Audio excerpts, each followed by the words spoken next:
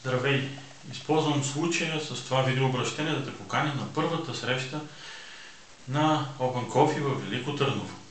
Какво е Open Coffee? Може да прочетеш на сайта, на който вярвам, че си намерил това видеообращение. Но в общи линии това е среща на хора, които живеят и работят в интернет с различни цели. Едната, разбира се, да се видим и да се запознаем. Следващите са да намерим начин да работим заедно, да намерим хубави, интересни идеи и да успеем да ги реализираме.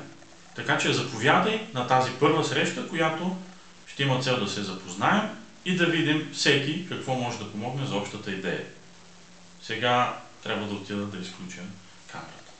Чакаме те на 30 ноември, къде ще разбереш, четейки нашия сайт, всъщност и твоя сайт.